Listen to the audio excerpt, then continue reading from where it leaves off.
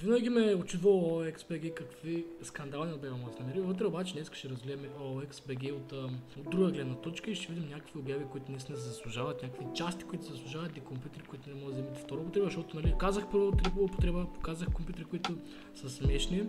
Така че сега ще покажа компютри и части в OXBG, в това не чак толкова харесвано място. Ако ти харесва идеята да ти покажа части, които наистина се заслужават и компютри и като цяло да разгледаме OX, дали е чак толкова ужасно място или не е чак толкова ужасно място. Ако искаш, може да ме подкрепиш и да напишеш някаква друга идея в коментарите за някакъв друг клип, нещо, което искаш да видиш или нещо, което искаш да направя на живо, защото се стрема и към друг контент. Попаднах тук на една обява, която е между другото не съм я проглеждал още. Тя е за ето този геймърски компютър, някаква обява, както виждаме доста хубава кутийка, виждаме, че има RTX, има Aftermarket охлаждане с долу General RAM памет, което наистина доста прилична кутийка, от панелът се отваря много добре и има меш навсякъде. И почваме да четем, как да виждаме, компютър струва 1240 лева, нещо средно, което наистина, ако искате някакъв компютър, който показва всичките игри, да стримвате, да правят някакви дори едитинги и обработки, тая цена не е зле. В смисъл, наистина мога да отидете по-хайт, но 2200 лева е около началната цена за някакъв малко по-така окей компютъра. Значи, доколкото виждам, компютъра е с Windows 10 Pro или Windows 11 Pro. Няма никакво значение между другото, но имаме 3060 Ti, имаме A520, което е малко ботоник, в смисъл, защото е A дъно. Имаме между Ryzen 5500, който не е зле, но аз за тия пари втора употреба наистина бих взел нещо като 5600 или 5600 Next, че има чак толкова голяма разлика. Разликата е в BlueScock, тук не пише BlueScock, не пише само колко ядрен. Имаме ADATA XPG 16 GB RAM, както видяхте, T-Pulse на 3200, което 3200 е препоръчителното за AMD, малко наистина може и отгоре, но нищо отдолу 3200, моля ви не си взимайте.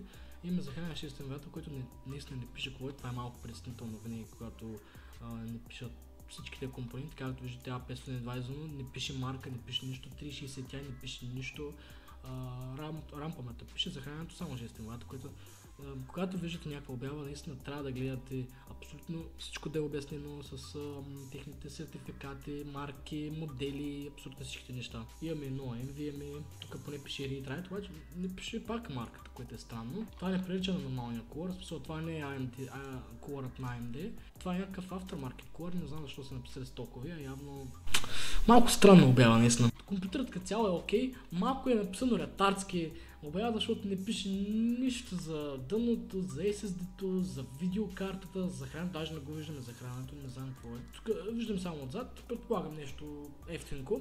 1200 лева наистина не е зле. Тъпо написано обявата, но обаче наистина ако намерите това нещо за 1200 лева в OXBG, аз мисля, че бихте го взели, защото добра, смисъл, че ще върши работа, наистина добра работа, защото получавате 3060 Ti за 1200 лева с 6 ядрен процесор, с NVMe, с 16 GB RAM. Сега това ще е много странно, което ще ви покажа, защото тези компоненти изобщо не са нови, този компютър не е нов. Обаче има top of the line модели на самите компоненти. Както виждате, геймърски компютър за 1000 лева, може да разгледаме снимките. Нали, тук свети, има RGB, има Noctua вентилатори, смисъл Noctua е един от най-хубавите вентилатори. Имаме ROG Strix видеокарта, която е дъното също не е Strix, което е супер. HyperX Predator, мисля, че RAM паметта, което е нали, още по-премиум. Като цяло имаме тук вентилаторите на Noctua отгоре, тия са наистина доста качествени вентилатори. Сега ще имам какви части има вътре. Значи имаме Signatech Astro G, на мен това ми прилича на Core Master, защото даже има малко странно. Имаме дънна платка B450 ROG Strix, която между е прилична дънна платка, една от най-високия клас дънна платка за този чипсет за B450. Asus ROG Strix е RX 580, което 580 къде е стара видеокарта, тя е еквивалент на 1060, 1070, но Asus ROG Strix наистина доста хубав модел. Имаме Ryzen 7 1700X, 1700, който е 8 ядрен процесор, с RGB охлаждане, това е на AMD RGB охлаждането, който между този процесор е топ. В смисъл стар е, той да и да мести този процесор, но има още има се 8 ядра, което са отдавани доста добър перформанс, особено за едитинг или за някакви такива рендеринг и такива неща. 16 GB RAM на 2933 МHz, ето е PHX, нали, HyperX Predator. SATA SSD, това е hard disk, обаче имаме Noctua. Захранването е Core Master, някакво 700 W с 80+, което може по-добре. Но има топ of компоненти, стари са, 1000 лева са малко много, бутнете цената на 900, 850 лева, този компютър става перфектен за гейминг, за рендеринг и не иска да изглежда много добре. Тук е нещо уникално, което аз наистина бих вложил тия пари, защото това е Workstation с Extreme Edition i9, 2080 Ti и 128 ГБ RAM за 2 бона. Значи, както виждате, компютърът това изглежда хубаво, ама има наистина много добра видеокарта, дъното е топ, охлаждането е топ, процесор е топ. Захранването какво е? Това е 1600 вата P2 на EVGA, това е едно от най-добрите захранвания на планетата Земя. Значи Workstation така е, Water Cooled. Имаме i9-9900 Extreme Edition, това е супер скъп и премиум процесор. 10 ядрен процесор, мисля, че с 20 треда. Имаме RTX, RTX 2080 Ti 11 ГБ видеокарта, която силна е, но е малко старичка вече. 128 ГБ RAM на 3000 МHz, някаква курсарска, явно това е от LPX версията, която нали малък профил. Имаме 240 Water Cooling на Corsair. Corsair Full Tower Obsidian, между Obsidian е доста силен. 750 RFO, тая кутия наистина е доста яка. Имаме това уникално захранение, както виждате Platinum, 1600 вата, супер нова, това е най-доброто захранение за мен. 512 Samsung Cable 860, това е SATA SSD, 4 TB Barracuda Pro. Дънната платка е между много силна, ROG Strix X1099, това е самата платформа. XE Rockstrix, това е една от най-добрите дънни платки за тази платформа, освен нали VGA. Казало, тук има топов далайн компоненти, няма нещо, което да е слабо, може би освен малко охлаждането, но и това е 2 бона. С този Workstation може да играете, не казвам, че не може да играете, обаче това е предназначено за работа. Този компютър е предназначен за работа, даже тук се пише Workstation. В принцип е гейминг PC, но с този процесор повече се възползвате от работа, отколкото от гейминг.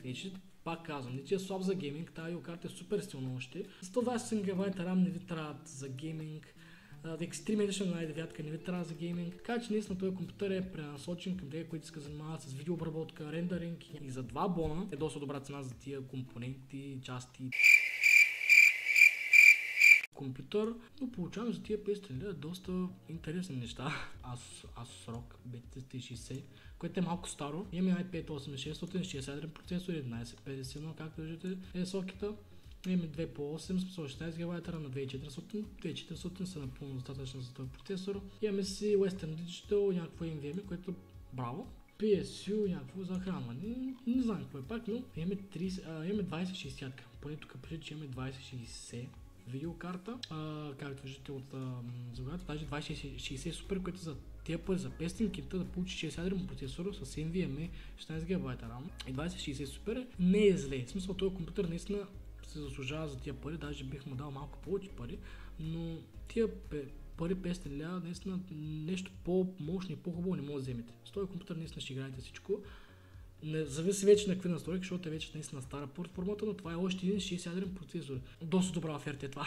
Наистина видяхме, че OLX не е чак толкова лошо място и наистина ако се разровиш и ако разбираш малко повече, може да намериш наистина доста добри оферти. Някой път ще разгледаме и лошите оферти, защото наистина има доста лоши оферти, но хубавите оферти са тук в OLX и когато нямаш пари или не искаш нещо ново, или си привърженик на втората употреба, или искаш да спестиш пари, не е чак толкова лошо наистина да погледнеш втората употреба, но да разбираш. Важното е да говориш с клиенти, наистина да знаеш какво купуваш, защото доста пъти хората просто не знаят какво купуват и се чувстват скамнати и така обвиняват сайтът, но сайтът не е виновен, просто не са се направили ресърчът. С ръка насърчат, че OLX наистина може да бъде лошо място, ако не разбираш.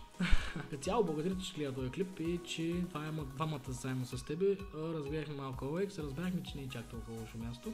Ако те харесва тази идея и искаш да продължаваме в такива неща с сайтове или с обяви, можеш да харесваш и да напишеш долу в коментарите някаква друга идея за клип, която е свързана с компютри или не само с компютри, навън нещо или нещо такова. Ще се радвам да чуя твоето мнение по тая тема и по някакви такива горе-долу същи теми. Благодаря ти за гледането и май ще се видим след един месец, 2, 3, 4, когато кача пак клип, защото качвам много често.